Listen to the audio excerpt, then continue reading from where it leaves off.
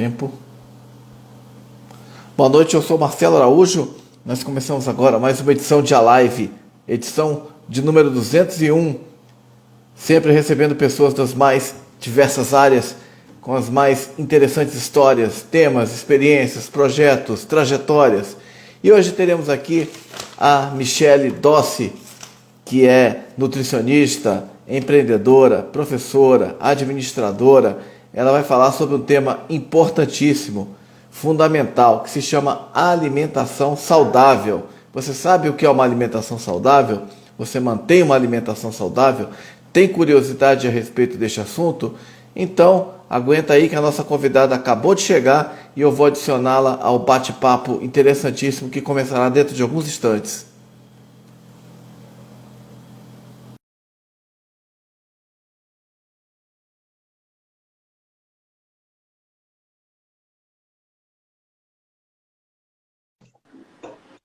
Oi, Michele, boa noite, tudo bem? Boa noite, tudo bem com você? Tudo certo.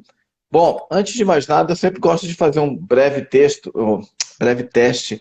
Você me vê e me ouve bem? Perfeitamente. Você também me vê e me ouve bem?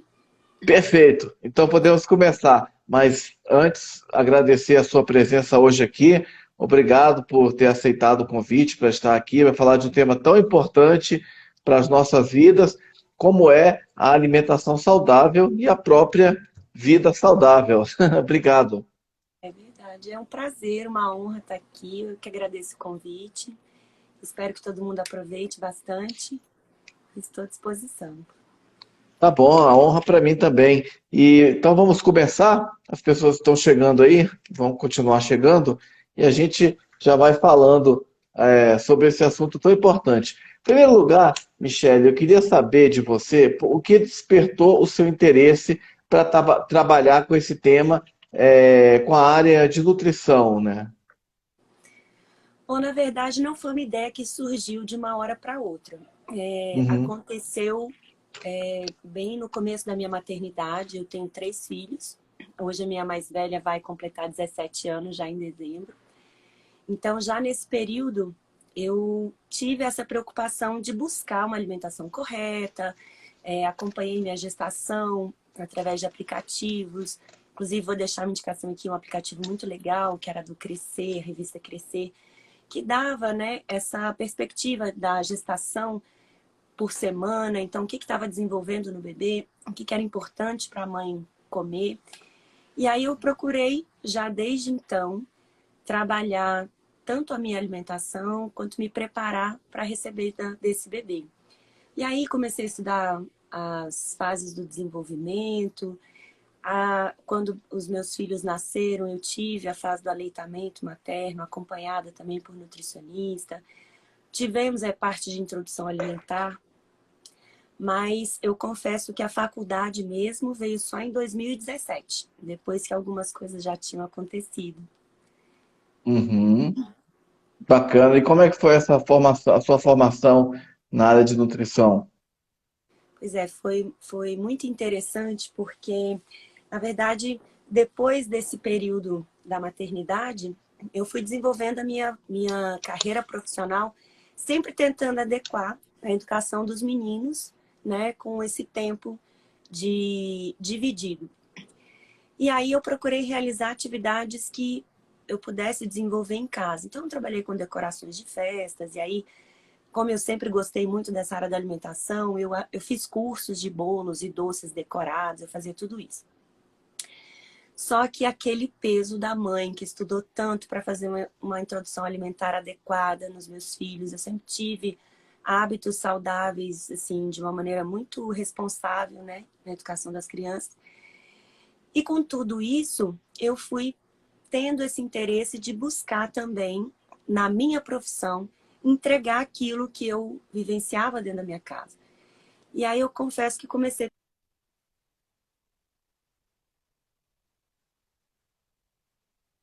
Opa, Eu, seu som, desculpa, seu som sumiu só por alguns segundos. Se eu puder só retomar, desculpe. infelizmente, eu acabei recebendo uma ligação aqui de última hora, mas tá tudo bem já? Não, voltou, voltou. Ótimo. E aí fiz um semestre de gastronomia e identifiquei isso. Na gastronomia a gente aprende muita técnica, a gente tem muito o sabor, mas não tem essa preocupação com o que de fato é saudável, né? E aí eu resolvi encarar uma faculdade de 4 anos, voltei para nutrição. E foi fantástico, foi uma redescoberta. Na verdade, eu falo que não foi o recomeço, foi um complemento daquilo que eu já vinha fazendo na administração, na minha vida, né? Então foi muito Uhum, interessante e produtivo. uhum. Você estudou onde? Eu fiz a nutrição na faculdade Unieuro. Uhum. E como é que foi o curso lá? O que você achou do curso? Achei o Que curso experiências que te fantástico. proporcionou, esse curso te proporcionou? Pois é, na verdade, assim, eu vivi a experiência de voltar à faculdade mais madura, né? Então, assim, acho que isso também foi um fator muito relevante para que tivesse um outro contexto para mim. Eu já tinha passado por uma faculdade de administração, 20 anos antes, já tinha uma experiência nessa área. Então, quando eu voltei para a faculdade, eu sabia que eu não podia sair dali uma estagiária. Eu já tinha conhecimentos para que aproveitar todo aquele conhecimento de uma maneira que me colocasse não só como uma recém-formada, mas eu já queria sair dali pronta para o atendimento. Isso foi muito bom, que desde o meu primeiro semestre eu tive esse aproveitamento de conteúdo, eu consegui já ir desenvolvendo meu material. Durante a minha faculdade eu fui desenvolvendo alguns cursos, tive muita prática, comecei a atender familiares, secretários, todas as pessoas assim, né, com acompanhamento dos meus professores. Foram 4 anos sem recuperação, mas assim, de uma imersão muito importante. E me rendeu bons frutos, tanto é que no dia que eu peguei o meu CRN, eu atendi meu primeiro. Na verdade, não foi nem meu primeiro paciente, já foi uma família que me acompanhava, já acompanhava todos os meus estudos e as conquistas, né? Então, assim, foi muito interessante. E, e de uma certa maneira também me despertou para coisas assim que talvez eu só viesse a experimentar depois da faculdade, né? Então eu aproveitei esses momentos dos 4 anos para vivenciar as várias áreas da nutrição, porque a nutrição é uma área, é uma ciência muito ampla. Então a gente tem muitas possibilidades, desde você trabalhar um restaurante, atender um paciente no consultório, mas a nutrição ela tem uma conectividade com a vida que ela está em vários aspectos, né? Então a gente não escolhe só o que está no prato, a gente tem como trabalhar esse assunto de diferentes formas. E hoje eu tenho atendimento assim, inclusive, eu não atendo só o meu paciente no consultório. Eu tenho uma rotina de vivências e experiências. A gente faz atendimentos fora de consultório, então eu atendo em ambientes, em parques, em situações assim, que vão promover aqueles conceitos que a gente fala de uma maneira assim, mais estimulante. Então eu faço compras depois da primeira avaliação com o paciente, que é uma anamnese bem detalhada para entender a rotina e tudo isso. Nós vamos juntos fazer as primeiras compras, porque eu entendi que era um momento que gerava muita angústia e às vezes um paradigma de que ser saudável é caro, é fora da rotina, né? Além disso, eu vou para a cozinha com o paciente, tanto para o paciente que quer aprender as habilidades, mas também oriento os funcionários que às vezes, ou a equipe, eu chamo de equipe, né? Que às vezes vem um paciente para o consultório, mas ele não mora sozinho, ou não é ele quem faz as compras, quem faz o próprio alimento. Então, tudo isso é abordado e acompanhado dentro do meu planejamento alimentar. Certo. E a experiência que você tem com esses cursos na área de gastronomia ajuda nessa hora, junto com o paciente? Bastante, muito. Inclusive, assim, é uma paixão também. Eu amo cozinhar, né? Então, é uma das coisas que eu costumo influenciar muito, porque o alimento ele tem que ser saboroso. A alimentação, ela é uma parte fundamental da nossa vida. É o alimento que nutre nossos comportamentos, as nossas emoções, a nossa fisiologia. Então, tem muita coisa envolvida. Quando a gente estimula o paciente a gostar daquilo que ele consome, está trabalhando uma série de questões importantes. E ir para a cozinha tem a ver com isso. A gente acaba, ainda mais hoje em dia que as coisas são muito fáceis de você comprar pronta, tem muitos pacientes que vêm com vontade, mas com muita resistência de aprender isso. Então, tornar esse processo prático torna também o resultado eficaz, mais eficaz, né? Porque se a gente propõe que a alimentação seja saudável, mas você não dá recurso para o paciente poder desenvolver isso, vira um bicho de 7 cabeças e ele sai se sentindo incapaz. Então, a gastronomia me deu algumas técnicas, tanto de refrigeração, quanto de somadas ao que a gente aprende na nutrição, né? Mas também de implementar com sabor, temperos, essas outras coisas que fazem parte também do que é ser saudável, com sabor. Uhum, uhum. Não, é interessante você falar sobre essa abordagem que você faz, né? Porque muitas vezes as pessoas vão no nutricionista, né? E chegam lá, né? A pessoa vai, mede, pesa você, vê a sua altura, vê a sua massa corporal, quanto que você tem que pesar, não sei o quê. Aí senta ali e tal, aí faz aquele receituário, não sei Protocolo, se é receituário a palavra certa, né? Mas aquela recomendação, orientação sugestão da nutricional. dieta, né? Aí tal hora você acorda, você come não sei o quê, aí tal hora você pode comer isso, ou isso com aquilo, aí no almoço isso, aquilo, lá. Aí te dá aquele papel pronto, vai embora, né? Enfim. Então, Te deixa com não elefante tem. branco, né? Enfim, eu não sou da área, mas acho mais interessante essa coisa de você oferecer essa possibilidade de até poder ir ao supermercado e cozinhar na casa da pessoa e mostrar para ela essas possibilidades. Enfim, porque às vezes é isso, você vai lá, chega, recebe aquele negócio que você vai olhar, tal hora eu como isso, tal hora eu posso comer aquilo, não sei o quê, e vai embora, e daí você volta depois de sei lá quanto tempo, né? Enfim, não é uma coisa às vezes parece um pouco fria, né? Não sei, eu não sou, como eu falei, não sou especialista, mas é interessante essa sua abordagem mais ampla. Mas inclusive, essa abordagem surgiu justamente assim. Eu falo que o tratamento em si ele vai sempre se desenvolvendo, porque a gente vai aprendendo coisas novas, né? Mas eu percebi justamente isso. Normalmente as pessoas começaram já a falar assim: nossa, nutricionista, ai, eu tenho que cuidar do que eu como, ai, ela não pode ver o que eu faço.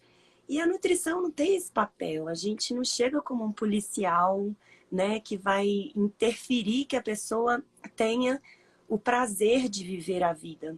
Porque a alimentação está muito envolvida nisso. A alimentação ela é social, ela é uma questão que te traz um autoconhecimento. E aí as pessoas começaram a entrar no modismo de rotular tudo.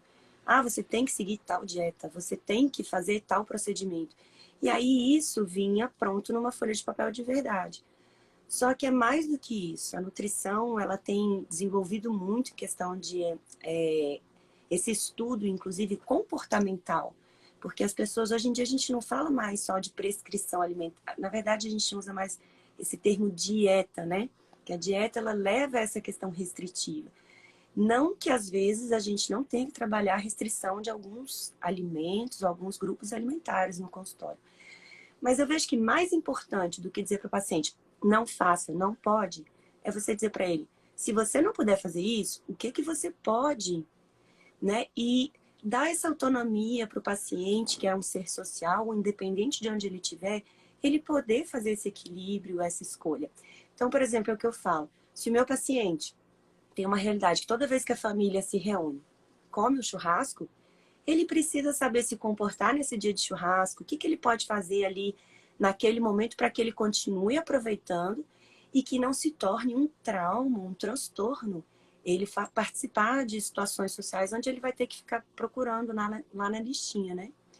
Então, esse processo de educação nutricional, ele acontece de uma maneira assim, que vai além mesmo. Então, por isso a importância da gente fazer parte desses contextos sociais. Às vezes o paciente não muda a compra porque a gente tem processos automáticos. Então ele vai na mesma gôndola, compra a mesma coisa. E esse começo de você começar a ler rótulo, tudo isso precisa ser auxiliado. E é um processo de mudança. Todos os processos de mudança, eles são graduais. A gente não chega um dia e sai de lá pronto para ter uma vida completamente diferente, né? Então, tudo isso é Uhum. importante também da gente acompanhar, compreender e possibilitar que o paciente faça de maneira progressiva, gradual, mas sempre de um passo de cada vez e sempre Uhum. indo adiante.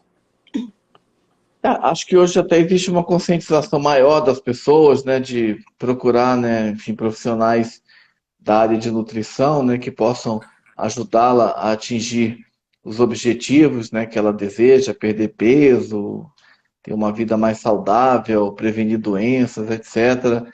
Mas tinha uma época, né, não sei se isso ainda ocorre, né, que era comum, né, as pessoas às vezes fazerem, assim como tem a questão da automedicação, né, que é um problema grave, a pessoa tomar remédio por conta própria sem acompanhamento de um médico, como também é um problema às vezes fazer exercício físico sem o acompanhamento de um profissional, né, seja numa academia, um personal trainer, etc, porque você pode até não conseguir se machucar, ter problemas musculares, etc.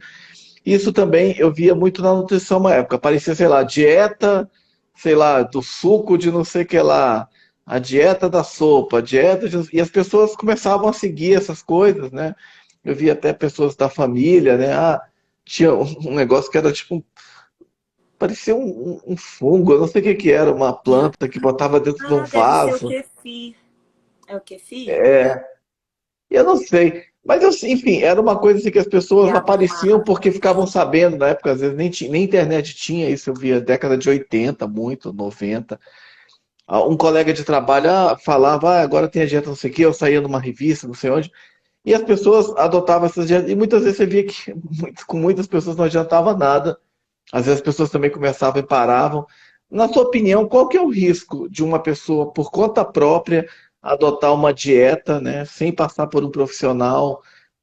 Não sei se isso, acredito que isso tenha melhorado hoje em dia, né, mas deve existir ainda. Com certeza existem pessoas que fazem dieta por conta própria. Pessoas, por exemplo, que param de comer, acham que para emagrecer você tem que parar de comer, não come, não janta, não sei o quê, e, enfim. O que que você acha disso, né? E qual que é a importância, o papel de ter uma pessoa, um profissional da área de nutrição, seja nutricionista, nutrólogo, o que você acha?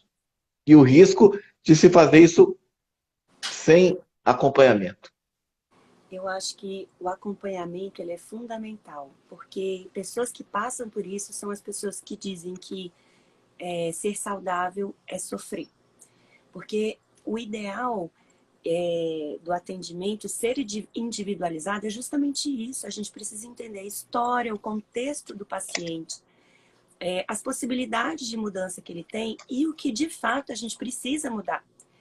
Eu acompanho até hoje pacientes que, principalmente quando estão em estágio de obesidade, as pessoas buscam muito essa autoajuda de uma maneira inadequada, equivocada. Hoje em dia nós temos muitas informações, né? Então, ainda temos essa questão da retirada completa do glúten, retirada completa do leite. Algumas questões que vieram e tomaram uma proporção generalizada que ela não é genérica. Ela tem situações específicas. Para o paciente que tem intolerância à lactose, a gente não retira simplesmente. A gente precisa ter essa preocupação com a fonte de cálcio, que o leite de fato é. Então, assim, precisa ser feita uma substituição para que o organismo continue com as funcionalidades. Falo que uma das coisas que as pessoas não se ligam muito quando vão falar sobre alimento é que o alimento, ele é para trazer não só peso, não só essa identidade visual, mas ele é para trazer a função. Então, acontece muito de eu encontrar pacientes que vêm com questão de obesidade comendo muito menos do que eles precisam. A gente tem alguns parâmetros, né? Um deles é a taxa metabólica basal, que é justamente a quantidade de energia que o organismo precisa para manter as atividades fundamentais, vitais, né? O coração tem que bater, o seu cérebro tem que funcionar. E para isso a gente precisa de carboidrato, de proteína, de lipídio. O lipídio faz membrana, o lipídio é o que conduz as vitaminas hipossolúveis para poder seu corpo absorver e funcionar. Então, assim, a gente precisa de entender que a alimentação ela tem uma função dentro do organismo. Não é só eu comer o que eu gosto ou o que eu acho. O seu organismo tem quantidades necessárias e por isso a importância de ter um profissional. Porque até questões de mudança de hábitos como o jejum, tudo isso precisa ser programado, porque você promove uma alteração fisiológica em primeiro lugar. Então, quando você restringe a mais caloria do que o paciente precisa, por exemplo, você altera a sua idade. A gente tem um índice na bioimpedância, por exemplo, que chama de idade metabólica, que ela se refere a justamente como está acabei de esquecer o nome. Mas como está seu metabolismo? Se ele está mais acelerado, se ele está mais lento, e o que isso interfere? Quando a gente começa a comer menos, o organismo entra no estado de privação. Então, para você, não é só comer menos, a gente tem que começar a criar estratégias para que o seu metabolismo acelere, para que a gente comece a usar outras fontes como energia. Então, tudo isso precisa ser acompanhado numa rotina de horários, os alimentos certos que vão desencadear esses processos metabólicos. Então, é fundamental que alguém que conheça, que entenda essa parte, que vai além do que está no prato, oriente para que você possa fazer um processo eficaz. Porque resultado algumas coisas geram. Se você parar de comer uma semana, você vai emagrecer. Mas isso não significa que vai ser duradouro. Isso não significa que você está trazendo saúde para o seu corpo. E que o objetivo talvez não seja alcançado, gerando pior, outras questões. Como, por exemplo, a retirada do glúten. Por mais de 21 dias, mesmo pessoas que não são intolerantes a glúten ou não são celíacas, podem desenvolver questões... Pode se tornar um celíaco, por exemplo. Então, essas coisas a gente tem que ter muito cuidado. Tirar aquilo que é necessário, mas o mais importante, fazer um equilíbrio. Porque, como eu costumo falar no consultório, a gente fala muito sobre carboidrato, proteína e lipídio. Mais do que isso, a gente precisa de micronutrientes, precisa de vitamina. E, por exemplo, você precisa do cálcio, mas para o cálcio se fazer o processo, a gente precisa da vitamina D que está no sol. Então, nem tudo está no prato. Por isso que a gente precisa acompanhar o estilo de vida do paciente, além daquilo que ele come apenas ou não. Desculpa a minha ignorância, celíaco é o que mesmo? São pessoas que têm problemas com glúten, e aí elas É. desenvolvem isso. Uhum, entendi. E tem umas coisas também, né? Às vezes a pessoa corta a refeição, né? Ah, vou cortar o lanche, eu vou cortar o almoço, eu corto o jantar. E acaba, às vezes, comendo mais, fica muito tempo sem comer, e acaba comendo mais ainda na outra refeição do que se fosse intercalar com várias pequenas refeições, né? Ou refeições moderadas, sei lá. É outra coisa assim que eu vejo que virou um problema por causa dessa questão da informação. Às vezes o paciente já chega e diz, eu quero fazer jejum intermitente. Eu quero, enfim, substituir a refeição, tomar um shake e tudo. E a questão é que as pessoas acham que para a gente estar bem, a gente tem que sofrer. A questão da disciplina, ela não precisa ser, né, de uma maneira inadequada. Isso que você falou é impressionante como acontece e como é maléfico. Essa questão da substituição da refeição, deixar de comer. Uma das coisas também que acontece muito é quando o paciente substitui a refeição por lanche, achando que vai comer menos. E eu provo isso para os meus pacientes. Inclusive, a gente trabalha de uma maneira assim muito clara. O paciente, quando ele entende o que acontece, ele tem uma adesão diferente. Então, ele precisa entender que a gente tem uma ordem cronológica, né? A gente tem um ciclo circadiano. Então, tudo isso está envolvendo essa fase das escolhas e da alimentação. Então, dependendo do paciente, ele tem que comer de 2 horas e meia em 2 horas e meia, porque é um paciente diabético. Então, a gente precisa cuidar de algumas questões. Então, não é uma decisão própria se você não tem esse autoconhecimento. Mas aqui no consultório, o que eu gosto de trabalhar é que o paciente saia sabendo o que ele pode escolher. Ah, eu tô no meu trabalho, eu não tenho como cozinhar naquele momento, levar de casa. O paciente precisa saber chegar numa padaria e escolher um alimento, uma refeição saudável. Um Então, assim, self-service? eu não falo só para não excluir. A gente trabalha junto essas soluções, essas alternativas, né? A maneira de possibilitar que aquilo que é importante aconteça ao longo do dia. Dependendo do paciente, a gente vai pesquisar junto os restaurantes próximos que ele pode fazer, a gente discute como é que vai ser essa composição de prato. Tem paciente que a gente vai atrás de iFood e identifica quais são as refeições mais adequadas, quais são as... Eu costumo dizer que todo mundo pode ir para a cozinha. Mesmo os pacientes que não têm disponibilidade de fazer as refeições completas, a gente vai trabalhando aos pouquinhos. Pequenos sanduíches que você pode fazer em casa, diminuindo essas refeições fora, né? Para que você até vá criando esse prazer de fazer uma compra saudável e o interesse mesmo, que o assunto esteja mais... porque quando a gente compra pronto, você nem sabe se ele tem alho, se tem cebola, enfim. E tudo isso a gente vai fazendo também de uma maneira progressiva. Os pacientes começam aprendendo a fazer um sanduíche natural e as próprias pessoas vão se estimulando e se incentivando a aprender mais. E é bem Uhum, legal, vale a pena. uhum. Só uma curiosidade, né? Porque você falou da gastronomia, como te ajuda, né? Os cursos, eles te ajudam, né? E a área de administração, você é formado em administração também. O que que a administração, ela te ajuda de alguma forma nesse trabalho com alimentação? Gente, eu sou suspeita porque eu sou uma administradora apaixonada pela administração.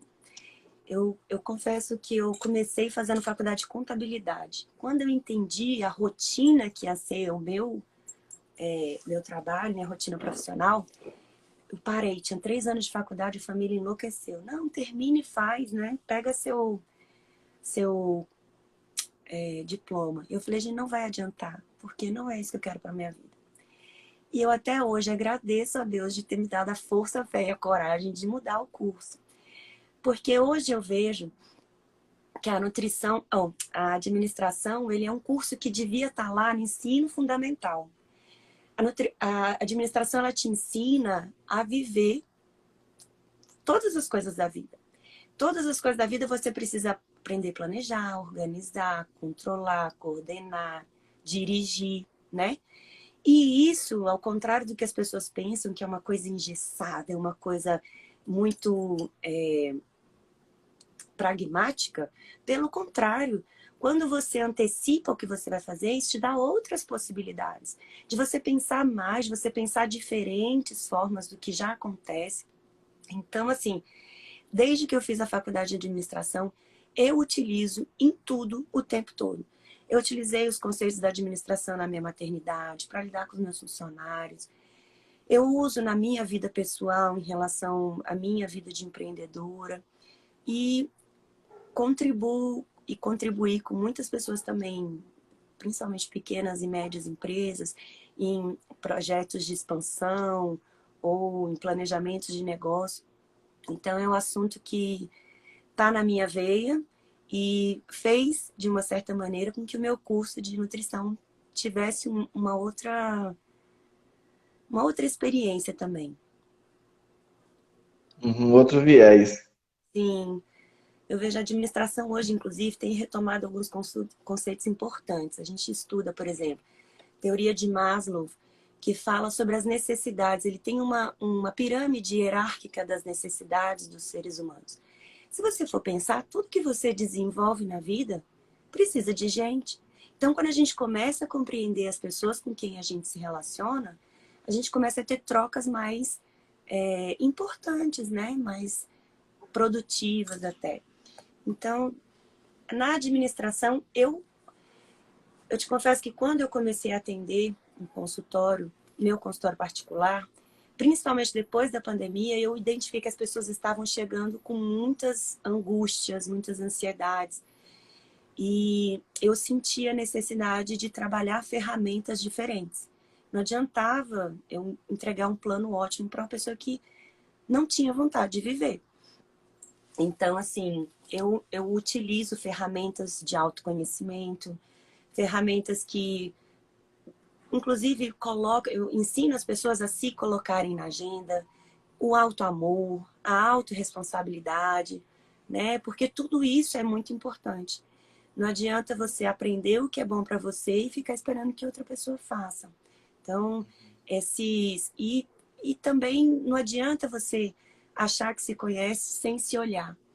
Então, é um processo que vai acontecendo também junto com o planejamento alimentar. Essa questão de ferramentas como Roda da Vida, Rota da Vida, não sei se você conhece. Eu até imprimi para mostrar aqui, mas eu esqueci. Depois eu posso até mandar para vocês. Mas são coisas que vão tirando a gente dessa rotina comum. A Roda da Vida, por exemplo, é uma ferramenta que é um círculo e ele coloca os 4 pilares da vida: relacionamentos, questões espirituais, qualidade de vida e profissionais. Então, a pessoa tem a possibilidade de se avaliar em várias questões, vários contextos da vida. Por que eu faço isso? Porque as pessoas normalmente costumam resumir tudo em uma frase. Oi, tudo bem? Como é que tá a sua vida? A pessoa diz, desculpa a expressão, está uma meleca. Ou então, tá tudo bem. E quando você vai ver, nem tudo tá uma meleca e nem tudo tá tudo bem. Mas quando a gente começa a estabelecer, olhar para isso e ver o que tá bom, eu posso melhorar. E o que não tá bom, eu posso dar uma atenção diferente, entende? Então, são pequenas coisas que a gente vai agregando muito. Uhum. E você falou, né, da importância de se procurar um profissional, né, para ter um acompanhamento devido, né, em relação à alimentação, né? Tem algumas pessoas, a Alana, mandando alô para você. Acho que também aqui teve a Carla, várias Oi, pessoas mandando. gente. Que bom ter Aham, vocês aqui. legal. E qual que é a importância de uma alimentação saudável, Michele? E o que é uma alimentação saudável ou alimentações saudáveis, né? Já que você falou que o seu atendimento, né, tem esse enfoque individualizado, né? Tem, qual a importância dessa alimentação saudável e o que é uma alimentação saudável? Que alimentos precisam estar presentes, né? Ou não devem estar presentes, né? Para se ter uma dieta mais balanceada e melhor, assim, que nos traga mais qualidade de vida. Pois é, a alimentação saudável é aquela que ela respeita a sua fisiologia, ela respeita a sua realidade financeira, a sua rotina. É uma alimentação que está de acordo com o seu contexto social, com as suas habilidades. Então, a proposta de uma alimentação saudável é aquilo que não te gere mais angústia. Por exemplo, não adianta você fazer um prato de arroz com feijão e carne para uma pessoa que está completamente estressada. A ansiedade ela é tão inflamatória quanto o alimento ruim. Então, a alimentação saudável, na verdade, ela envolve uma rotina saudável, né?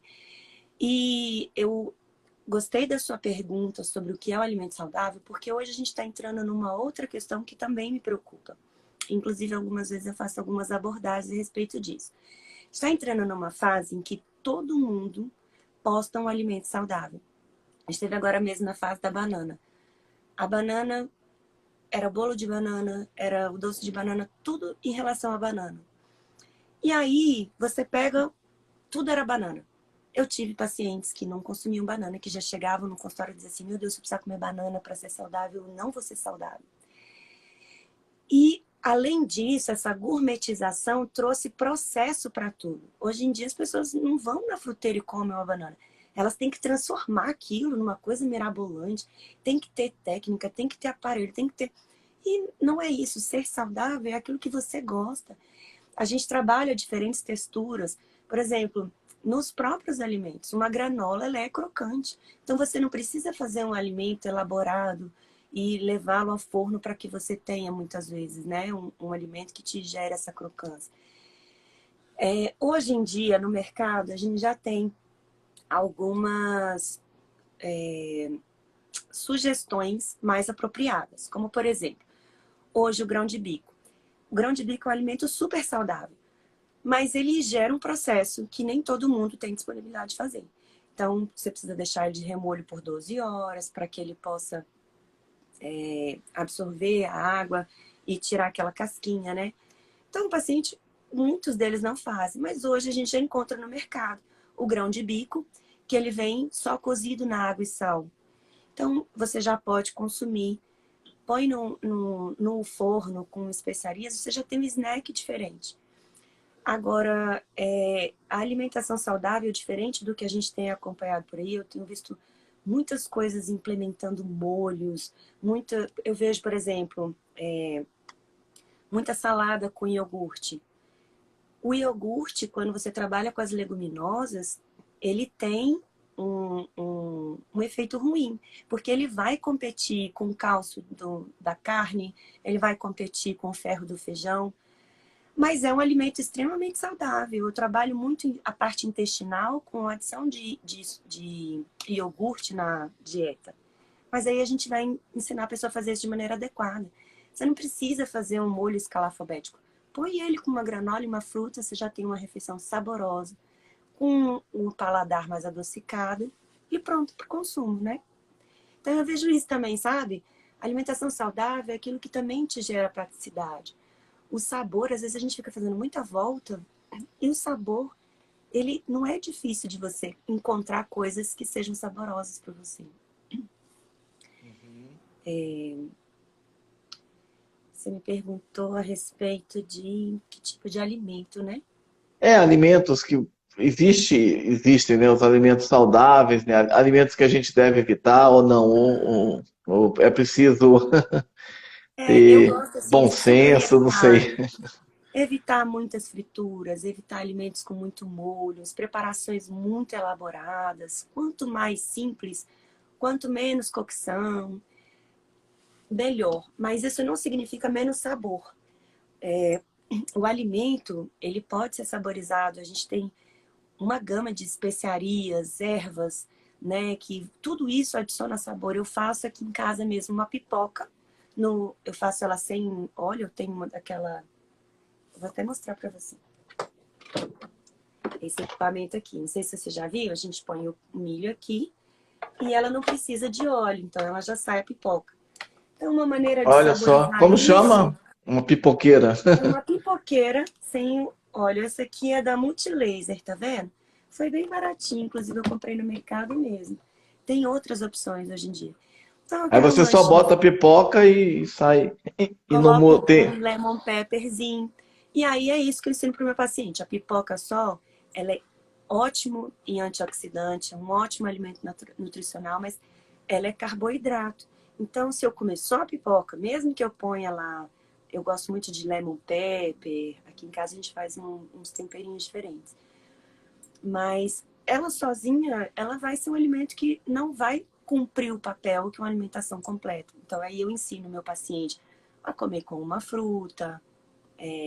Aí nessa situação, a fruta tem que ter um alimento mais integral, uma fruta com uma aveia, que vai diminuir esse índice glicêmico, entendeu? A gente, dependendo do objetivo do paciente, a gente coloca junto também uma fonte proteica, que pode ser o iogurte, ou pode ser uma fonte de maior proteína, que aí a gente coloca, né, um sanduichinho, alguma coisa nesse sentido.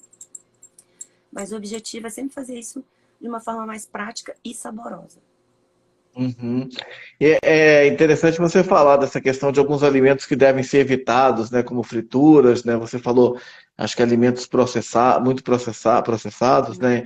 E nos últimos anos, justamente, né, o que a gente tem visto no mundo inteiro, né? Inclusive a Organização Mundial da Saúde, a OMS, alerta em relação a isso, é sobre o aumento desse tipo de produtos, né? Enfim, produtos industrializados, né? Com muito sódio ou muito açúcar, fast foods, né? Esses alimentos rápidos, né? Muito por conta do ritmo de vida, as pessoas às vezes como você falou, não tem tempo de preparar um alimento ou não podem voltar para casa para ter uma alimentação saudável, comem na rua, e isso tem gerado muitos problemas, né? Você citou, por exemplo, diabetes, né? Mas tem questão do aumento da obesidade, de problemas de saúde como hipertensão, inclusive entre crianças, né? Crianças e adolescentes aumentou muito nos últimos anos, nas últimas décadas, esse tipo de problema, né?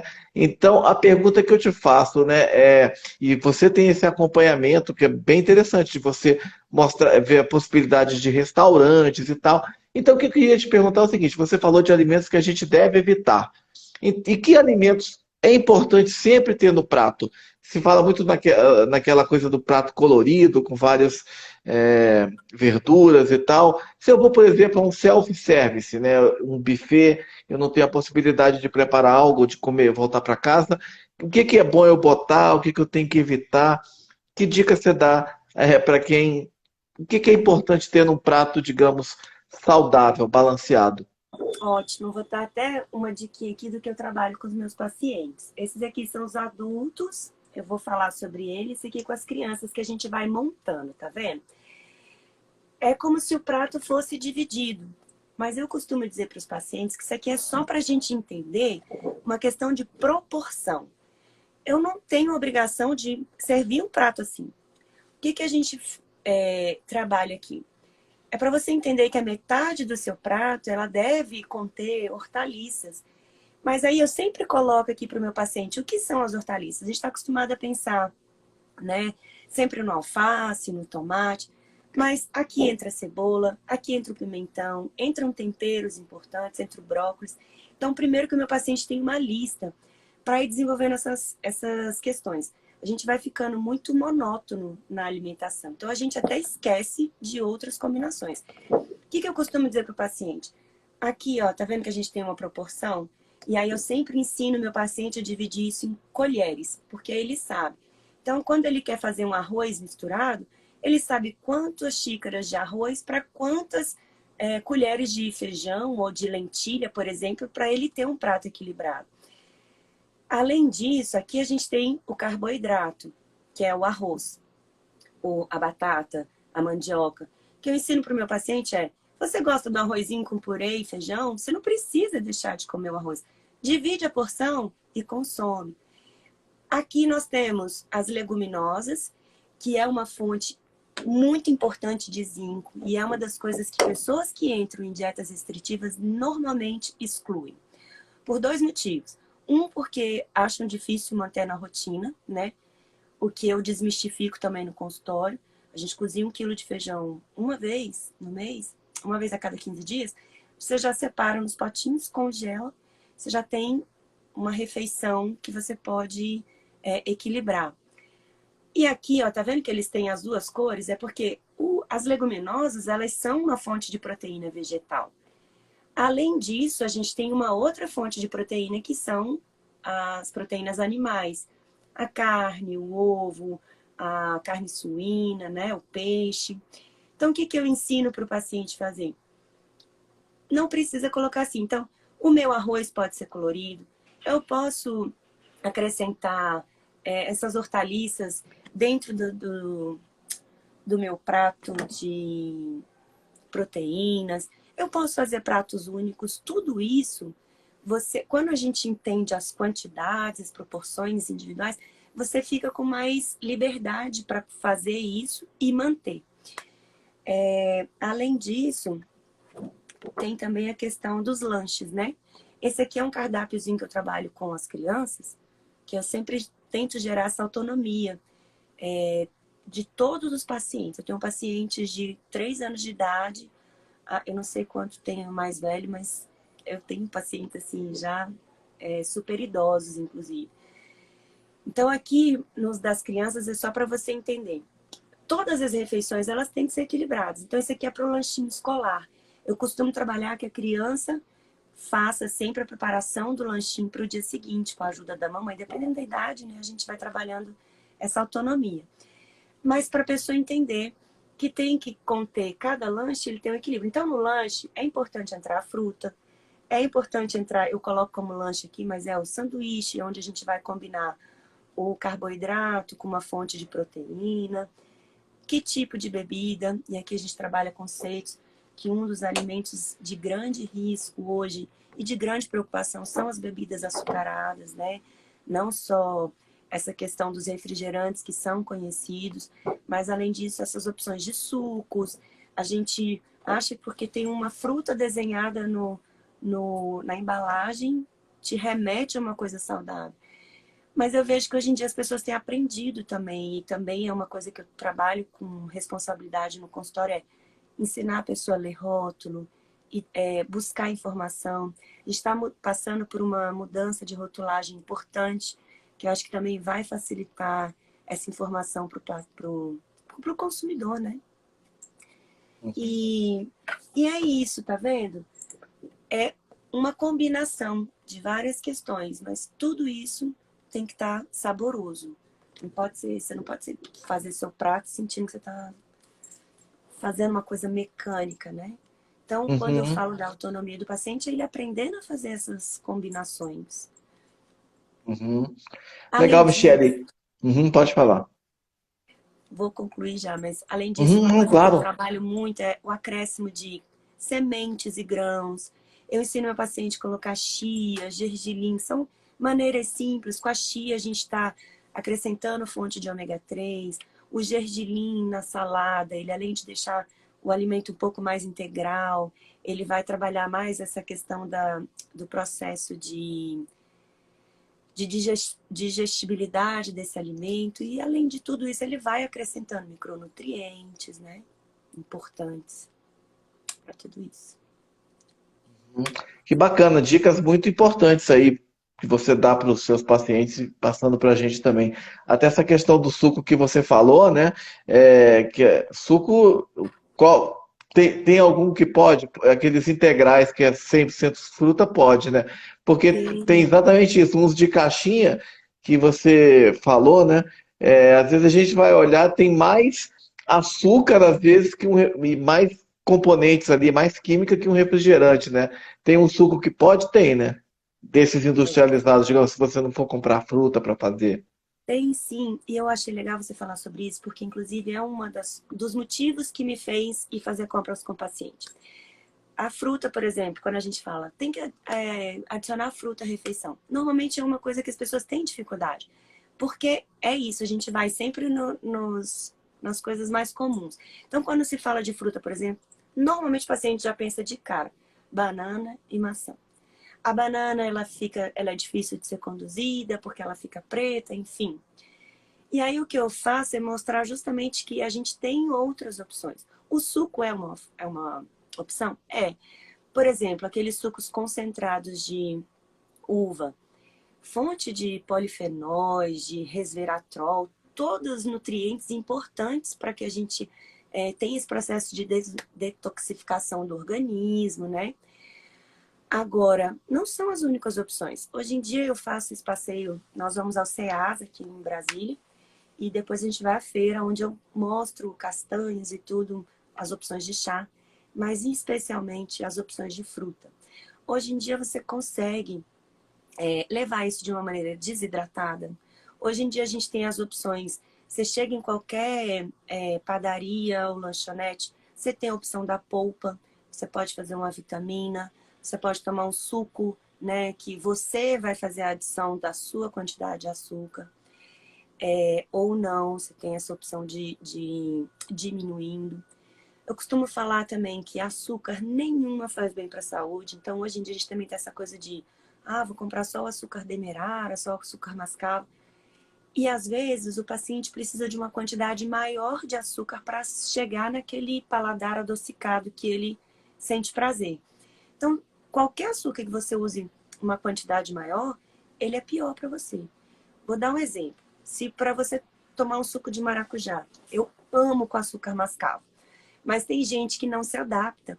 E aí, em vez de colocar uma colher de chá de açúcar cristal, põe 2 do açúcar mascavo. Não vale a pena essa troca, porque quanto menor a quantidade, menos prejuízo você tem. Então, são coisas assim que a gente vai aprendendo facilitar. Então, o recurso do suco, por exemplo, dessas bebidas adocicadas, ela tem muito para trazer essa sensação do doce do paladar, né? Mas aí você vê que você pode colocar uma laranja, por exemplo, depois do almoço, você chupar a laranja. Ela te dá outras sensações também, além do doce. Mas tudo isso é uma troca de hábito. Muitas vezes a gente faz porque viu a mãe fazer. Na nossa casa, almoço bom era aquele almoço que tinha aquele refrigerante preto horroroso que não vem de árvore nenhuma na mesa, né? Então, assim, tudo são questões que a gente tem que avaliar e ver o que está envolvido, o que está inserido, para que a gente possa fazer a proposta das mudanças. Não só dizer para a pessoa, não toma, não faz, mas se preocupar, o que é que está nessa busca por esse doce? O que está nessa rotina de consumir o alimento processado? É falta de habilidade? É falta, às vezes, até de criatividade do que fazer, entendeu? Uhum. Tudo isso E leva em você, consideração. e você tocou nessa questão da mudar de um açúcar para o outro, quer dizer, você acha que nem é tão, nem compensa tanto. E alimentos, por exemplo, alimentos diet, alimentos light, o que que você acha deles? Tipo, eu não vou Olha, comer um são chocolate alimentos. normal, vou comer um chocolate zero açúcar. É melhor? Olha, são alimentos que a gente tem que avaliar muito de acordo com cada paciente. A gente usa algumas é, intervenções, mas, por exemplo, o chocolate diet ou light, ele vai tirar o açúcar ou vai tirar um pouco da gordura. O light é da gordura, o diet ele é a parte do doce. Mas ele vai substituir isso por um outro alimento. Então, normalmente, são alimentos mais gordurosos, normalmente são alimentos mais calóricos e normalmente as substituições não são mais saudáveis. Então, é claro que o paciente, por exemplo, quando ele tem diabetes ou está num controle muito é, grande dessa fase do colesterol, parte lipídica como um todo, a gente faz alguns processos, algumas intervenções é, orientadas. Mas eu sempre digo para o paciente, mesmo pacientes diabéticos, com diabetes controladas, e isso eu não estou falando só de mim, eu sempre sigo orientações de endocrinologista, é um acompanhamento normalmente multidisciplinar, né? Principalmente essa questão do diagnóstico, ele é feito por médicos, a gente não faz esse diagnóstico no consultório, mas a gente trabalha essas intervenções para que possa melhorar essa funcionalidade do organismo. Então, mas mesmo endocrinologista, não é sempre que ele tira o açúcar e troca pelo adoçante. Porque que acontece? O açúcar, ele é um alimento reconhecido. E claro que a gente tem adoçantes mais naturais e tudo. Mas os processos são diferentes, o processo fisiológico. Então, às vezes, quem não tem um problema de intolerância pode vir a ter. Outra questão que é muito importante é a questão da quantidade. Então, o paciente, quando ele faz essa troca, ele deve ser orientado a quantidade de gotas e quanto que ele pode tomar por dia. Que eu vejo muito acontecer de maneira indiscriminada, as pessoas acham que vão ser mais saudáveis tirando açúcar e botando adoçante, e aí vão usando isso de uma maneira deliberada. Então, tudo isso precisa ser acompanhado, precisa ser orientado e tem prazo para a gente ir reavaliando, saber se continua, se para, entendeu? Uhum. Um ponto interessante a respeito do seu trabalho que eu achei é que você fala que trabalha em pilares, né? Se eu não me engano, são quatro pilares, né? Físico, mental, sentimental e as conexões. Isso. Você pode falar um pouco desses pilares e quais são essas conexões também? Olha, na verdade, esse é um conceito, inclusive, da OMS a respeito do que é saúde. Saúde, ela é um estado completo de bem-estar físico, mental, social, né? E eu estou sem um conceito aqui, mas eu vou ver se eu acho aqui rapidinho. Mas ele fala sobre isso. Não é só isso. Não é só a ausência de doenças, né? É você ter um equilíbrio entre tudo aquilo que faz parte da nossa vida. E eu vejo isso. O que é o físico? É justamente a estrutura individual de cada um. É a sua fisiologia. Então, é o que esse alimento vai se tornar de combustível, como a gente falou, para todas as outras questões comportamentais, emocionais, né? Então, deixa eu ver aqui. Não achei o conceito não, mas daqui a pouquinho eu lembro. Mas então, ela está relacionada com essa questão funcional do seu organismo. Então, seu intestino está funcionando bem, ele tem uma ligação com o seu cérebro. Então, isso vai alternar, isso vai interferir nas suas questões emocionais, de uma certa maneira. Isso vai interferir na sua questão de energia, disposição. Então, quando você vai tratar o físico, de uma certa maneira, você trata as outras questões. Mas elas estão interligadas. Então, por exemplo, o mental, de que maneira o mental intervém nisso? Com o pensamento, ele vai gerar comportamentos. Então, tudo isso faz parte desse processo de mudança também. Se eu não tiver com o meu mental preparado para essa nova fase, eu não entro nesse processo de escolha, eu não entro nesse processo de responsabilidade e disciplina que eu preciso ter, né? De conscientização, que é o mais importante. Eu não tenho que fazer porque alguém mandou, eu tenho que fazer porque eu entendo que faz bem para mim e que eu mereço. Então, eles vão andando em conjunto.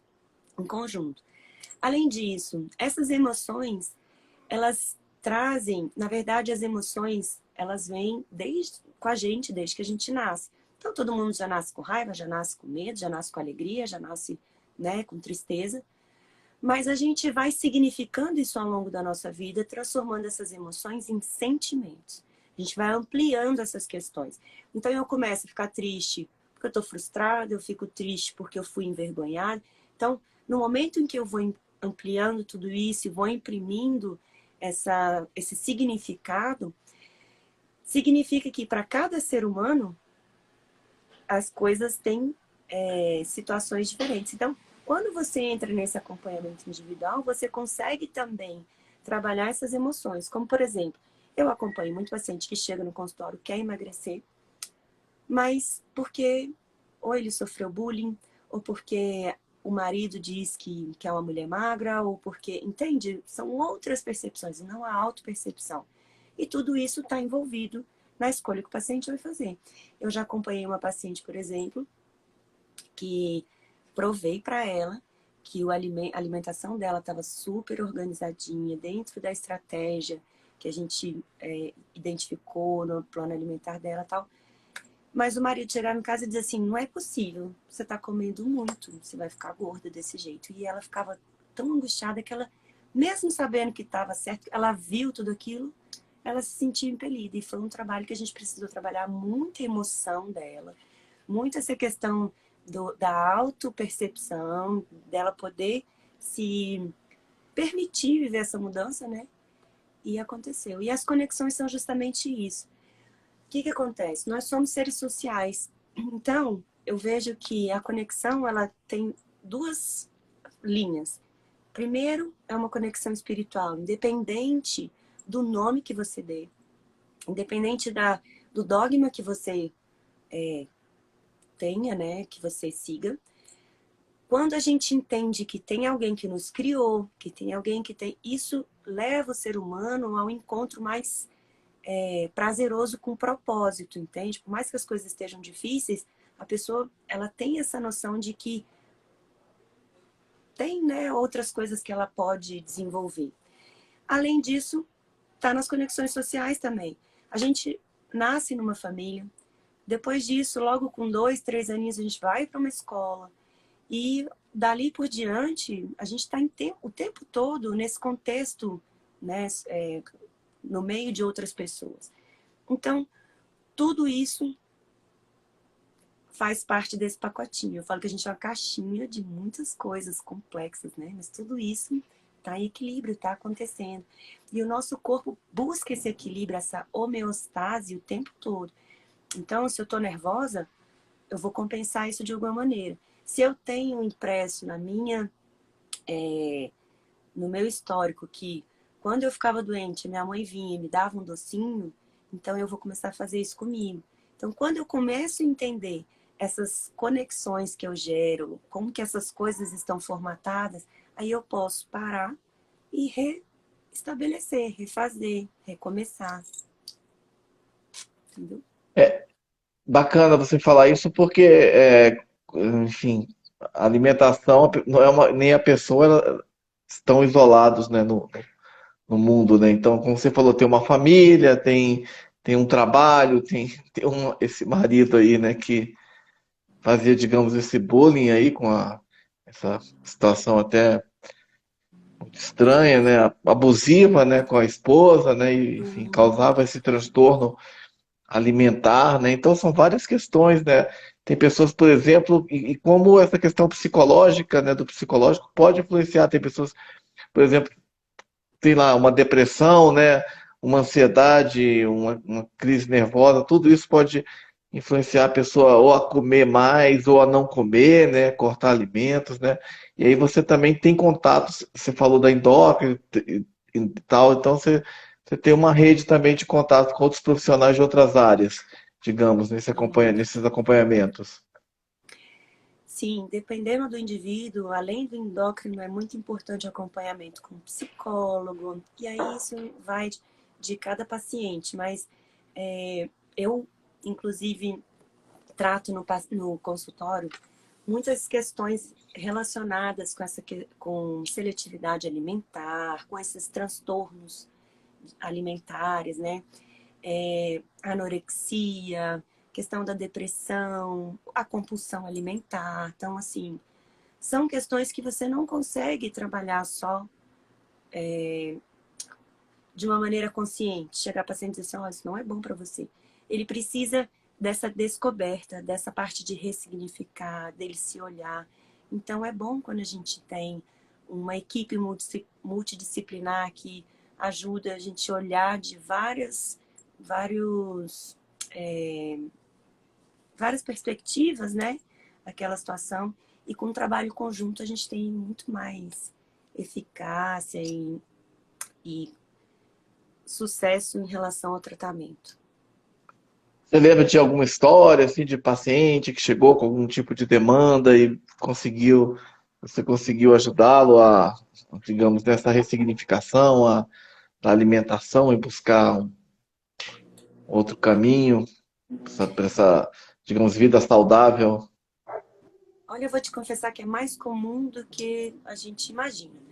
Mas eu já tive pacientes, inclusive alguns pacientes de autoextermínio, pessoas que tentaram suicídio e que vieram, inclusive, não por uma busca pessoal, vieram através de parentes que trazem, né, tudo. Então, como que você faz isso? Como que você faz uma pessoa que não quer viver comer?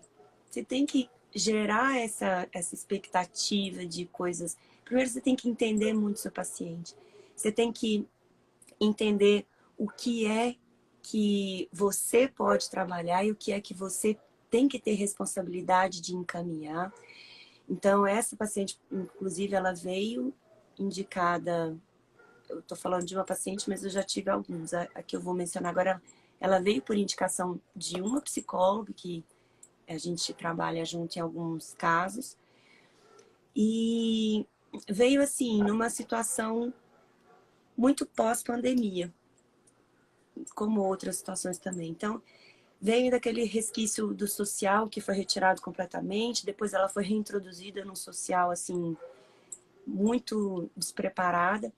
Então, a gente foi trabalhando aos poucos, mas eu vou te confessar assim, que a primeira sessão foi uma sessão mais demorada, eu desenvolvi algumas técnicas com ela, então isso também muda. A primeira avaliação é aquela que a gente está conhecendo o paciente, então ela precisa ser muito, muito analítica, sabe? Eu costumo fazer assim. E nessa paciente, como ela já vinha com histórico, eu aproveitei, a gente acabou aproveitando fazer algumas técnicas e foi impressionante. Mas da primeira para a segunda consulta, essa paciente eu já fiz um acompanhamento mais próximo, né? Não demorava um mês para atendê-la.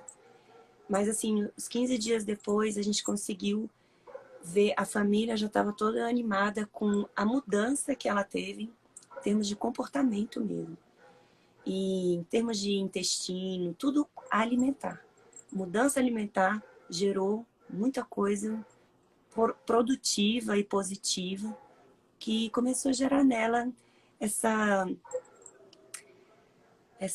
animação, essa alegria de viver, sabe?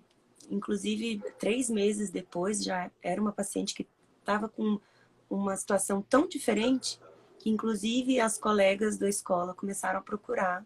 E eu comecei a atender também outras pessoas que faziam parte do ciclo, mais ou menos na mesma faixa etária, né, e tudo. Então, faz diferença, assim, mais do que a gente imagina esse acompanhamento. E você trabalha com algumas especificidades, né? Você, por exemplo, faz atendimento voltado para pessoas com autismo, né? É, tem alguma questão, alguma especificidade de autismo? Inclusive, já foi tema de uma live aqui com uma mãe de autista no ano passado. Mas você, é, enfim, tem alguma questão em relação aos alimentos? Eles têm alguma demanda especial pela condição? Tem. Na verdade, eu comecei a estudar sobre o autismo por causa de alguns casos que eu comecei a acompanhar também. Mas também por isso, eu adoro estudar a respeito do comportamento humano, porque é o que desenvolve todo o resto, né? Se você tá bem para produzir, se você tá bem, você come, se você tá bem, você se socializa. E o se encontrar é o importante para você estar bem. E eu, como eu te falei, desde dos primeiros atendimentos, eu comecei a atender muitos pacientes com altas habilidades, TDAH. Eu tenho um paciente de autismo, não, eu tenho alguns outros pacientes que estão em fase de diagnóstico, não fechados ainda, mas que inclusive eu consegui identificar dentro do acompanhamento nutricional que tinham muitos aspectos relacionados, então, e que dificultam. Por exemplo, uma das principais causas que a gente trata dentro do consultório de nutrição, a seletividade alimentar, porque isso interfere. Quando o paciente tem o autismo, ele tem muita rigidez, muita dificuldade com a mudança. Então, ele tem aquela rotina muito bem estabelecida. Ele acorda na mesma hora, ele usa sempre a mesma roupa, ele come sempre o mesmo tipo de alimento, na mesma temperatura, da mesma cor. Qualquer alteração, como eles são hipersensoriais, qualquer alteração gera muito sobrecarga, né, para o paciente. Mas a gente precisa fazer introdução, às vezes, de grupos alimentares essenciais. Por essas questões, normalmente pessoas da síndrome do espectro do autismo têm problemas intestinais, então é uma das coisas que a gente acompanha com muita atenção, né? Tem as questões comportamentais também, que a gente também consegue melhorar muito justamente com essas suplementações ou com essas alimentações que não estão incluídas. A gente trabalha o humor com chá, a gente trabalha o humor com alimento, o grão de bico, por exemplo, o leite, eles são alimentos que têm esse composto, que inclusive a gente usa muito para a hora de deitar, tomar um leitinho com chá, que é o chai. Tudo isso a gente vai tentando colocar. Mas no autismo, por exemplo, e em outras situações que tem essa rigidez e essa alteração, né, de sensorial, enfim, requer um acompanhamento diferenciado. Então, a introdução alimentar que eu faço nesse caso, por exemplo, ela é completamente diferente de outras pessoas. A gente faz de maneira gradual, ela tem que ter um reforçador, ela tem que ter, primeiro que a conexão com o paciente, ela já é um desafio, ela já acontece de uma maneira diferente.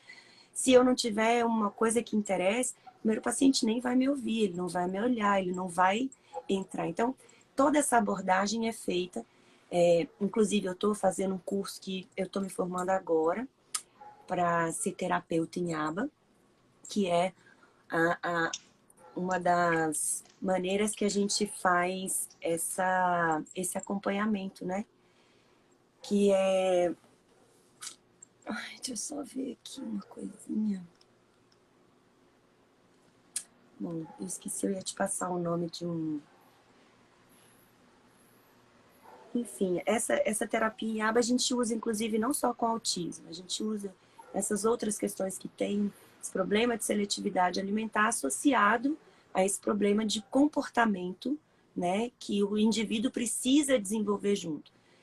Eu tenho também curso de psicomotricidade, né, que também veio nessa perspectiva de ajudar o paciente e a família do paciente, que às vezes já chega cansada, já chega sem saber o que fazer, já tentou muitas coisas. Então a gente tem que fazer uma proposta que vá desenvolvendo o indivíduo como um todo. Ele precisa desenvolver a habilidade a autonomia de fazer e ao mesmo tempo a gente precisa gerando nele esse processo que é de formiguinha mesmo, mas acontece e a gente tem sucesso, tem resultado. Essa questão da psicomotricidade, hein, que você trabalha também com isso, né? Trabalho. Trabalho porque em algumas situações é difícil você colher a informação do paciente, principalmente com crianças. Eu, inclusive, já desenvolvi um livro, ainda estou esperando só terminar de editar para a gente poder fazer o lançamento. Mas qual é a minha preocupação quando o paciente chega? E isso em todas as idades. É importante que o paciente saiba comunicar o que ele sente, como ele... as dificuldades que ele tem, né? E não só crianças, eu acompanho adolescentes e outras pessoas também que, às vezes, você usar uma técnica de um desenho ou de trazer as informações são muito abstratas. Você traz ela para o concreto, isso já muda a aceitação, a compreensão da pessoa, né? Então, no autismo é assim, a gente faz uma abordagem que vai desenvolvendo, assim como a psicomotricidade. A alimentação, ela é cognitiva também, ela tem a ver com o processo de aprendizagem. Então, não adianta a gente separar isso. Por isso que eu falo, o que tem no seu prato? Não é só comida. Ele tem uma série de coisas que você precisa estar desenvolvido para poder chegar até ali. E, né, a habilidade de você pegar com o próprio garfo, você cortar, de você dizer o que você quer.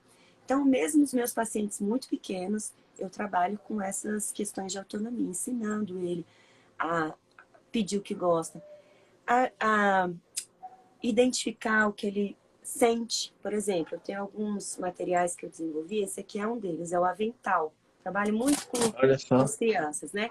Então, ele passa por essa parte da fisiologia humana e aqui ele vai ensinando autoconhecimento para as crianças, uma questão importantíssima para a gente falar.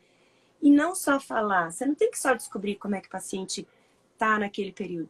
Explicar como é que acontece ao longo da vida, porque todos nós, eu costumo brincar com crianças e adultos, eu falo, todo mundo na vida faz cocô e já fez algum tipo desses em algum momento da vida. Então é importante a gente aprender. O que significa quando eu estou com diarreia? Significa que eu estou tendo uma perda importante de líquido, eu preciso reidratar. Provavelmente meu organismo está no processo inflamatório. Então, eu preciso cuidar do tipo de alimentação que eu vou ter nessa situação. Aqui já demonstra que eu estou com meu organismo muito ressecado, está faltando fibra. E aonde é que a gente encontra as fibras? Nas frutas, nas leguminosas, nas hortaliças. Aqui também uma maneira de trabalhar os hábitos de estilo saudável. Então, não é só o que você come, é a quantidade de água que a gente precisa estar no corpo. Aonde é que essa água está? Está dentro da nossa célula. Então, não adianta você querer emagrecer, ficar o dia inteiro desidratando numa maratona se você não faz a reposição disso. A mitocôndria, que é a organela responsável por produzir essa energia, ela está dentro de uma célula que precisa ter, né, condição favorável. Então, todos esses conceitos, tá vendo que eles estão no prato, eles fazem parte de uma rotina saudável. Aqui é o pratinho, só para concluir, né, que a gente fala sobre esse equilíbrio alimentar. Questão da mastigação, olha como é importante. Quando a gente mastiga, a gente está gerando, quando o alimento entra na boca, a gente gera uma série de processos fisiológicos. Então, é a saliva que vem para começar a fazer essa quebra do alimento na boca ainda, que é onde a gente começa a ter digestão dos carboidratos, né? E aí, dali por diante, são hormônios que você vai produzir para saber, ó, tá na hora de comer, ó, tô saciado, pronto. Então, tudo isso é uma leitura fina que a gente tem que fazer do organismo, aprendendo, que vem através do autoconhecimento. Não menos importante essa atividade física. E aí eu explico para os pacientes também, tanto os grandes quanto os pequenos. Atividade física, ela é o que põe tudo isso no nosso corpo em movimento. Então, a gente come, o organismo tem os movimentos próprios, mas esse alimento ele vai ser distribuído na sua corrente sanguínea. Então, esse nutriente tem que chegar na ponta do cabelo, tem que chegar no dedão do pé.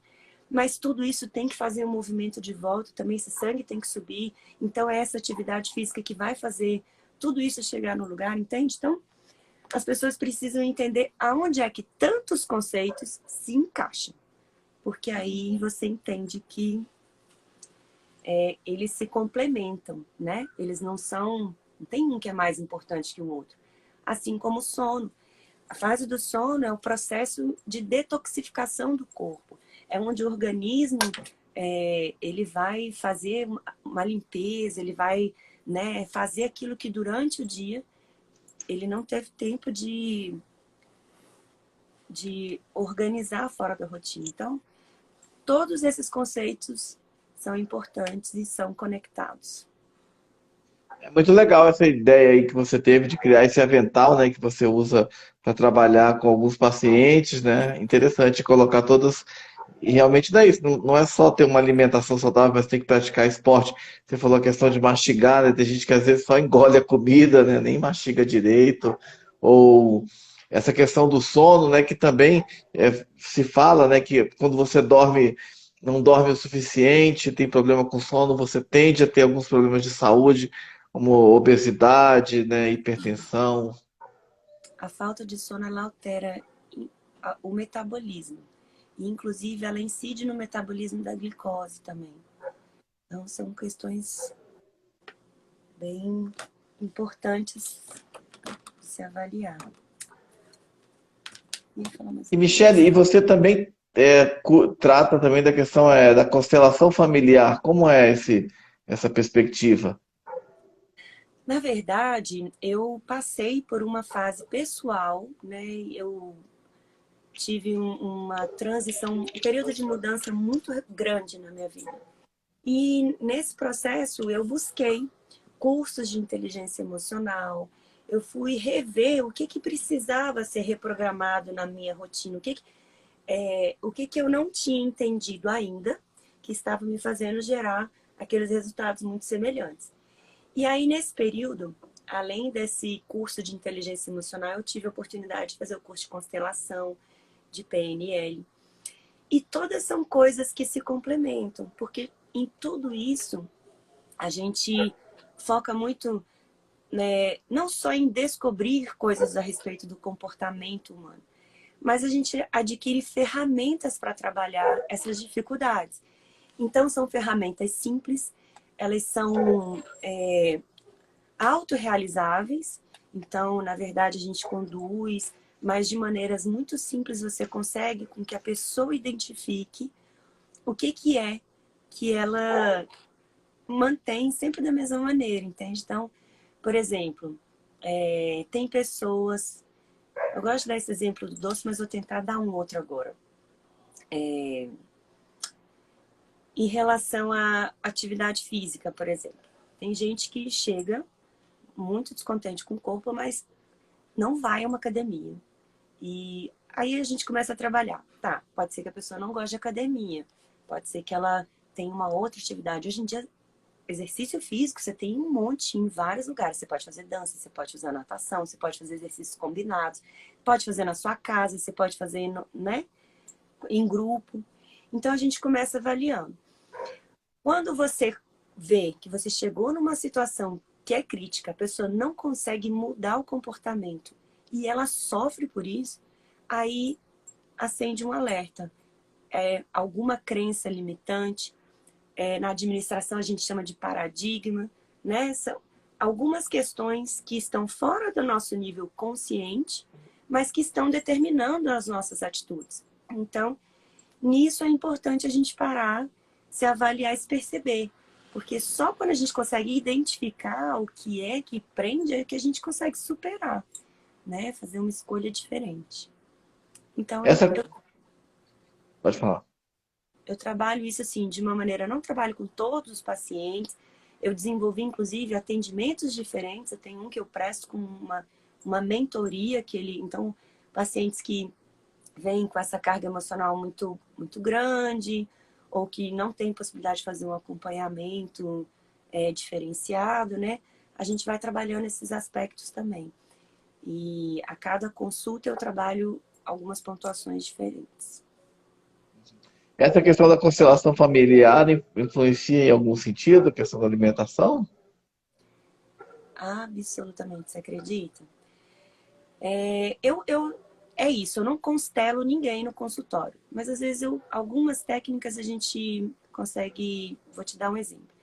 Eu atendi uma mãe uma vez, ela estava sendo vó, ela só tinha um filho, o filho se casou e teve um neto.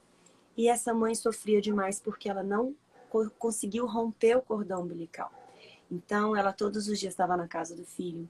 E aí a nora, recém-casada, com o bebezinho recém, começou a se incomodar com aquilo. Então, assim, chegou um momento que eles tiveram um mal-estar tão grande que a família parou de se falar. E a avó chegou no consultório justamente nessa fase.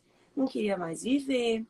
O marido que levou porque estava preocupado que ela não levantava mais da cama, uma senhora superativa. Eles viajavam muito e tal, e de repente ela desistiu da vida.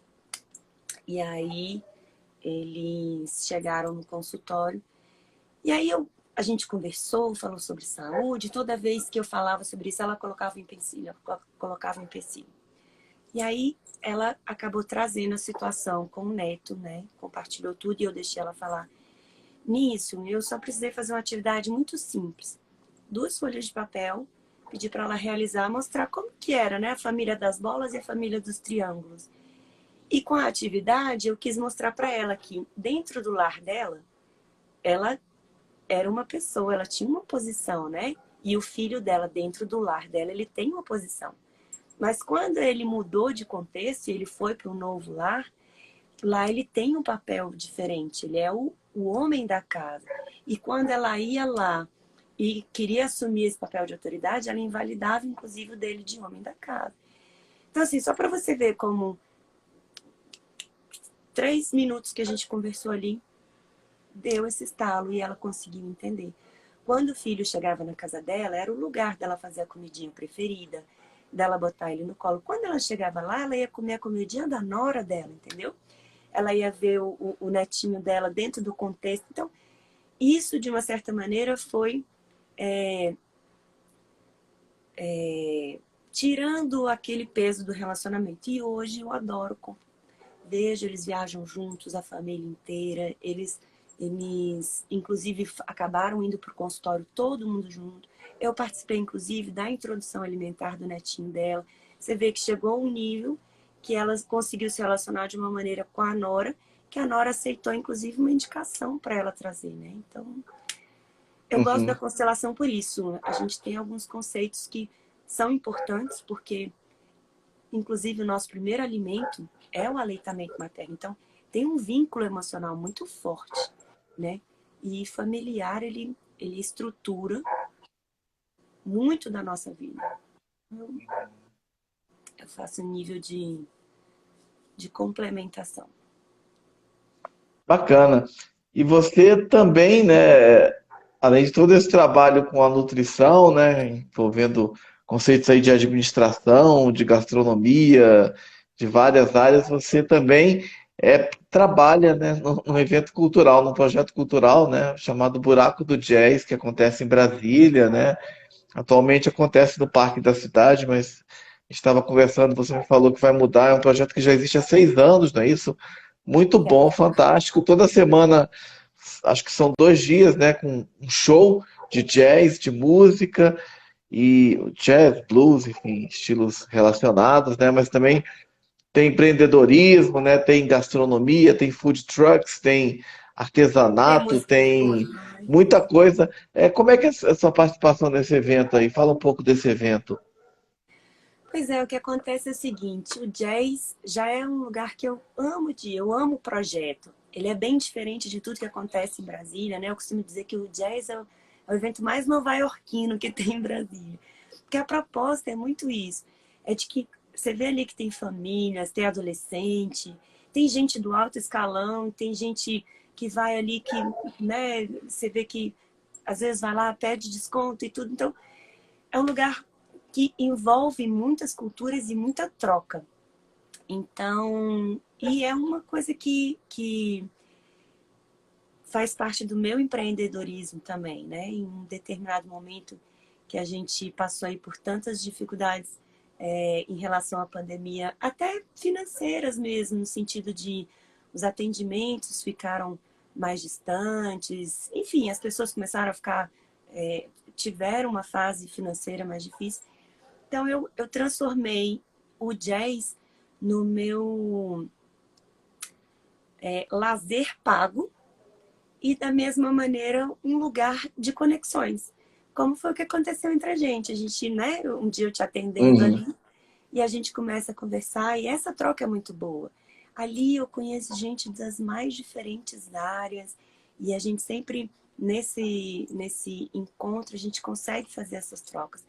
Muitas pessoas se tornaram pacientes e, e é uma maneira também de eu ter esse momento de lazer na minha vida programado, sabe? Quinta e sexta-feira eu adoro, vou lá, encontro sempre gente da melhor qualidade, música ótima, e a gente está sempre ali fazendo essa interferência um no outro, né? Então, da gente tanto pedir, o jazz, na verdade, era um evento que acontecia só nesse período de que não tem chuvas. Então, normalmente agora em setembro a gente encerraria e retornaria só em abril. E depois de muitas conversas, o Gustavo resolveu fazer um projeto novo, chama Beco do Jazz. Até abril vai estar lá no Sof Sul, na quadra 2, onde a gente tem uma proposta diferente um pouquinho. A gente vai funcionar mais dias da semana, mas está vindo incrível. A gente vai trabalhar com música erudita lá, vamos fazer algumas propostas assim, vamos trazer... Ai, eu não sei se eu posso contar muito, mas está tão Não, incrível que tudo eu bem. fico com vontade. Mas a gente vai Legal. fazer assim, alguns eventos que relembram filmes e coisas importantes da nossa história, né? Que envolve tudo isso. Gastronomia, música boa, gente da melhor Você conheceu esse qualidade. projeto e se envolveu com ele de que forma? Na verdade, eu conheci o jazz na minha época de faculdade de nutrição. A minha amiga trabalhava lá, então, nas Buraco do quintas-feiras eu ia para lá Jazz. estudar com ela. Ou então, quando ela estava trabalhando no jazz, eu estava estudando em casa, eu fiz resumos dos livros, as bíblias da nutrição, Krause, fisiologia, estudava assim, né? Então eu ia para lá para ficar estudando com ela. E eu nunca tinha participado do evento, eu ficava sempre ali com o pessoal da equipe, conversando. E aí, quando voltou, depois da pandemia, a gente já não tinha mais isso. Eu comecei a ir para lá para me divertir. E aí a Uhum. troca começou a ficar tão boa, né? De estar sempre ali arejando as ideias, sempre falando sobre novos projetos, essa parte assim. Eu falei, eu quero vir trabalhar aqui, eu não quero vir só Ah, me ah, divertir, eu quero tornar isso uma rotina, né? Foi bom, foi muito que bom. legal. Bacana. E a gente tem um momento aqui que pede dicas culturais, né, para as pessoas que são entrevistadas, né? Sei lá, um filme que você viu, uma série, né? Você que gosta de jazz, de música também, de tanta coisa. Se tem alguma dica cultural aí para dar para gente, um livro, um filme, não sei. Pois é, eu tenho algumas, eu até escrevi aqui, deixa eu achar elas, porque eu não achei nada do que eu escrevi, mas aqui, ó. Primeiro, o Buraco do Jazz, né? Porque Buraco do Jazz é o lugar que a gente Para quem mora em Brasília, né? Legal. fantástico. Está quase acabando esse projeto lá no Parque da Cidade, mas ainda vale a pena conferir. Se não Acabando estiver esse ano, funcionando. né? Em No Parque da 2022, mas Cidade. depois volta. Não, e agora em setembro também a gente vai acabar no Parque da Cidade, mas já vai começar lá no Sof Sul. Aham. Legal. Para quem Mas, morar em Brasília ou for a Brasília, né? Bom, vale a isso, pena conhecer. sim. Dicas culturais, eu até botei algumas aqui. Tem um Aham. projeto muito legal que eu descobri, inclusive lá no Jazz. Chama Time Out Rock Band. É um grupo de meninos autistas que tocam. E é incrível. Eles se reúnem, acompanhar eles no Instagram, que chama Projeto Time Out Rock Band. E aí eles estão sempre fazendo apresentações. Normalmente rock nacional. Aliás, rock, eles têm, Uhum. inclusive, outras músicas também. Vou dar algumas indicações aqui em relação ao tema que a gente trabalhou, né? Que é um programa que eu gosto muito da Rita Lobo no GNT. Ele também Rita Lobo. traz ele traz essa culinária gostosa que eu costumo falar para os meus pacientes. Falo que a vida ela tem cheiro, ela tem cor, ela tem sabor. A vida é uma experiência sensorial incrível e a gente tem que trazer isso para tudo que a gente faz, né? Uhum. E com isso eu tenho um filme também que me fez. Eu inclusive estava no período, acho que na metade do curso de nutrição. E apesar de ser um filme que fala sobre uma pessoa que vai fazer gastronomia, ele é um filme que fala sobre a maneira que eu acho como todo mundo devia viver. A gente deveria saborear as coisas, saborear a companhia, saborear o que você está fazendo, a sua conquista. Eu costumo chamar de pílulas de felicidade. Você não só come uma comida gostosa, você faz coisas gostosas ao longo do dia, né? Então, isso é uma maneira da gente ir fazendo as pazes com tudo aquilo que é importante dentro da vida de um ser humano. Então, se eu vou trabalhar todo dia, cara, mas eu comecei a encher o saco. Pô, eu saio de casa, eu odeio o trânsito, eu chego lá, a moça do cafezinho ainda não chegou. Então, se eu for sempre nessa vibe, as coisas vão gerando doença, não adianta o que você coma. Então, pô, eu já sei que eu vou ter que passar um horário de trânsito. Cara, vou selecionar uma música boa, vou dançar no carro, ou vou aproveitar nesse horário, vou fazer um curso. Hoje em dia a gente tem tantos recursos, né, disponíveis. Põe um curso aí hoje em dia, vai ouvindo uma aula de inglês, enfim, vai tornando essas coisas, fazendo as pazes com as rotinas que você não pode mudar, mas introduzindo, né, esses efeitos especiais que a gente pode, que são simples. Aí isso é o filme A 100 Passos de um Sonho. E As Férias da Minha Vida também, que é um filme bem bobinho, mas ele faz a gente pensar muito sobre isso também. Deixa eu ver o que mais. Livros. Posso indicar dois? Claro, claro, por Um favor. deles é As Cinco Linguagens do Amor. Ele tem na versão de adulto e na versão de criança também. Cinco linguagens de amor dos adultos, as cinco linguagens do amor das crianças. Por quê? É importante. Eu estudo muito, faço muito com os meus pacientes testes de personalidade, porque quando a gente entende que a gente tem um lugar que é diferente de todos os outros nesse mundo, a gente se aceita de uma maneira mais afetiva, sabe? A gente se acolhe de uma maneira mais até saudável mesmo. Então, isso é importante. Além disso, tem um livro também que chama Conhecendo a Galera que Mora Dentro da Gente, que é essa conversa sobre quem a gente é e que a gente foi se tornando, né, aos olhos das pessoas e com as contribuições das pessoas. E fora isso, é fundo musical. Gente, eu falo, vai pra cozinha fazer uma comidinha gostosa, põe uma tacinha de vinho, põe uns as para ouvir. Ou então vai fazer uma comida italiana, coloca um Sinatra, um Renato Russo, que fez um CD incrível, né? Então, assim, colocar fundo musical, efeito especial, torna a vida da gente diferente. Legal, muito bacana. Michele Dossi, queria agradecer a você imensamente pela sua participação hoje aqui nesta live, né? Que já chega aí a mais de 1 hora e meia, né? De uma conversa muito prazerosa sobre alimentação saudável, né? A importância desse hábito para que a gente tenha mais qualidade de vida, né? E não apenas você falou de uma forma assim muito, é, que eu diria, integral, né, completa, diversificada, né, num trabalho que não é só sentar com a pessoa ali, ouvir ela meia hora e depois fazer uma, Quanto uma de arroz com listinha feijão, né? de coisas para comer em determinado horário. Não, mas tem esse trabalho completo que você realiza de acompanhamento, de vai com a pessoa fazer compra, ajuda a cozinhar, enfim, vê algumas questões, atua de uma forma multidisciplinar. Parabéns, trabalho fantástico aí que você realiza. Muito bacana aí poder ouvir você ao longo desse tempo, tantas experiências legais e um trabalho que tem ajudado pessoas a se sentirem melhor, né, a se alimentarem melhor, a viverem com mais saúde e bem-estar. Muito obrigado. Eu que agradeço muito esse bate-papo gostoso. É sempre bom a gente falar do que a gente gosta, né? Foi muito bom para mim poder compartilhar com vocês e estou à disposição no consultório, lá no Jazz, aqui no Instagram, qualquer dúvida que tenha ficado, qualquer assunto que queira desenrolar mais, eu estou à disposição. Quem quiser fazer um acompanhamento, né, contratar os seus Com serviços, né, certeza, com certeza. só entrar em Nutri contato. Michele Dossi, isso. Você quer passar de novo o É o contato? Nutri, é o Nutri Michele Dossi, né?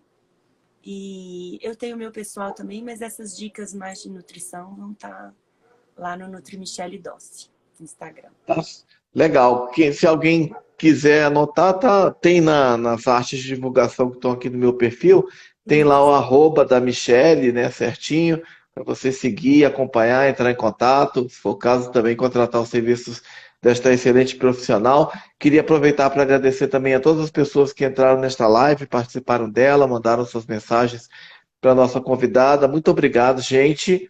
E novamente agradecimentos especiais. Parabéns aí por esse trabalho incrível e sucesso para você. Obrigada, nos vemos em breve, eu espero. Em breve, um grande abraço, Michele. Valeu, gente. Boa Valeu. noite. Boa noite, tchau, Tchau. tchau. Tchau.